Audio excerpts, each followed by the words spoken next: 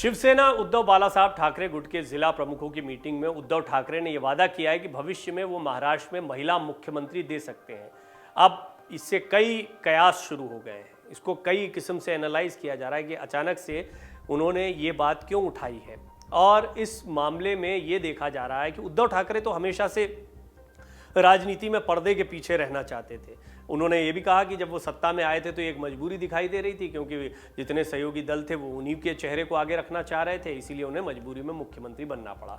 आपने देखा धीरे धीरे आदित्य ठाकरे को उन्होंने आगे किया, लेकिन अब महिला मुख्यमंत्री देने वाले या महिला शीर्ष नेतृत्व देने के उनके बयान को बहुत गंभीरता से लिया जा रहा है। और ये भी कहा जा रहा है, इससे सवाल खड़ा हो रहा है कि कहीं बिहार की तर्ज पर रश्मि ठाकरे की ताजपोशी की तैयारी तो नहीं है, या उनके चेहरे को तो आगे नहीं किया जाएगा, और इससे कितना फर्क पड़ सकता है आगामी चुनाव में। अब तो खैर महाराष्ट्र में राजनीतिक समीकरण बहुत कुछ बदल चुके हैं, और क्या उद्धव ठाकरे के इतर कोई और चेहरा शिवसेना के उद्धव ठाकरे गुट से सामने आता है तो उस चेहरे पर क्या अन्य सहयोगी दलों की तरफ से कोई सहयोग मिल सकता है। कुछ इस तरह की बात हो सकती है कि उद्धव नहीं किसी और का चेहरा सामने हो तो एक बार फिर इस गुट की सरकार सामने आए। ऐसी बहुत सारे कयास हैं जो एक बयान से लगने लगे हैं।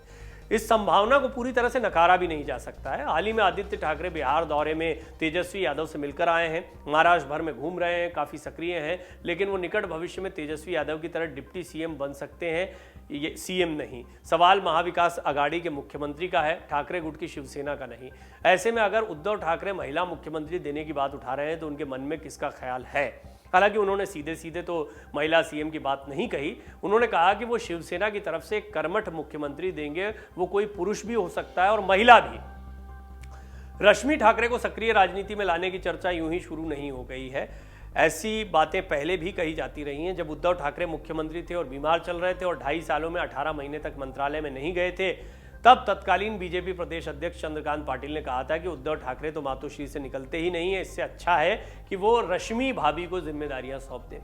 आज के शिंदे सरकार में कृषि मंत्री अब्दुल सत्तार ने भी तब उद्धव ठाकरे के स्वास्थ्य कारणों को देखते हुए ये कहा था कि रश्मि भाभी को सीएम बनाया जाए। वो भले ही पर्दे के सामने नहीं आती, लेकिन उनका अच्छा प्रभाव है। अगर रश्मि ठाकरे की तुलना राबड़ी देवी से करें तो जब वो सीएम बनाई गई थी तो वो आकस्मिक फैसला था। लालू यादव के जेल जाने की वजह से उन्हें कुर्सी सौंपी गई, लेकिन रश्मि ठाकरे सक्रिय राजनीति में न होते हुए भी आदित्य को आगे करने में उनकी बड़ी महत्वपूर्ण भूमिका रही है।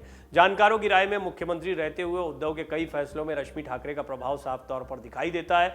यानी रश्मि ठाकरे भले ही पर्दे के सामने आती नहीं है, पर सक्रिय राजनीति से कभी पूरी तरह से दूर भी नहीं गई है। ये बात तो सही है कि उद्धव ठाकरे पिछले कुछ समय से स्वास्थ्य समस्याओं से जूझ रहे हैं और आदित्य ठाकरे अभी युवा हैं। ऐसे समय में उद्धव ठाकरे महिला मुख्यमंत्री देने की बात कर रहे हैं, लेकिन उद्धव की बात को कितना गंभीरता से लिया जा सकता है, ये भी एक बड़ा सवाल है। दूसरी बात ये कि उद्धव स्पष्ट रूप से कभी अपनी राय नहीं रखते हैं। इस बार भी उन्होंने कहा है कि अगला मुख्यमंत्री कोई कर्मठ पुरुष भी हो सकता है और महिला भी। इससे पहले उन्होंने स्टेटमेंट दिया था कि अगला मुख्यमंत्री कोई सामान्य शिव सैनिक होगा। फिर पहले ये फैसला क्यों नहीं किया जब पिछले चुनाव में मौका था। शिंदे गुट की बगावत भी शायद रुक जाती। सीएम शिंदे का तो ये आरोप भी है कि उनके नाम उप मुख्यमंत्री का पद आने वाला था, लेकिन उद्धव ठाकरे उन्हें बनाना नहीं चाहते थे। उद्धव ये भी स्टेटमेंट देते रहे हैं कि वो 25 साल तक बीजेपी के साथ रहकर सड़ते रहे। ये स्टेटमेंट भी अंतर्विरोधों से भरा हुआ है। कोई सहयोगी पार्टी 25 सालों तक इस तरह के गठबंधन कायम कैसे रख सकती है जिसमें वो सड़ रही थी। कोई साल 2 साल मूर्ख बन सकता है, 25 सालों तक कैसे ठगा जा सकता है, बहुत बड़ा सवाल है। अब ये सवाल उठता है कि कहीं उद्धव ने यूं ही देवेंद्र फडणवीस को परेशान करने के लिए, चुटकी लेने के लिए बयान तो नहीं दिया है, मजाक मजाक में उन्हें चिढ़ाने के लिए तो नहीं कह दिया है। काफ़ी समय तक पंकजा मुंडे देवेंद्र फडणवीस के लिए खतरा बनी रही।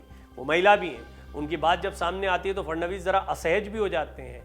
मंत्रिमंडल विस्तार में नहीं दिखना उनकी नाराजगी ये कई बार चर्चा का विषय रही है। फिलहाल पंकजा मुंडे बीजेपी में हाशिए पर है। कई बार उनके शिवसेना में शामिल होने के कयास लगाए जाते हैं। शिवसेना की तरफ से उन्हें ऑफर भी दिया जा चुका है। उद्धव ठाकरे ने अपने बयान में शिव शक्ति और भीम शक्ति दोनों की बात की।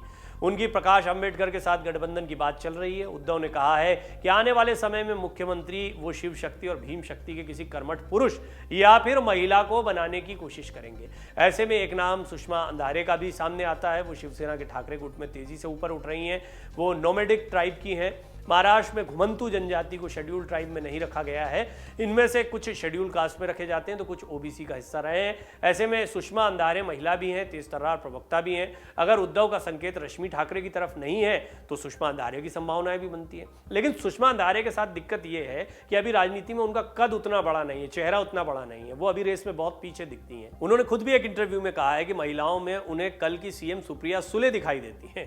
शरद पवार रह रहकर महिला मुख्यमंत्री या महिला सशक्तिकरण की बात करते रहे, लेकिन अघोषित रूप से उनका अपने भतीजे अजीत पवार के साथ यही समझौता रहा है कि राज्य की राजनीति अजीत देखें और केंद्र की सुप्रिया सुले, दोनों उत्तराधिकारी दिखते हैं उनके।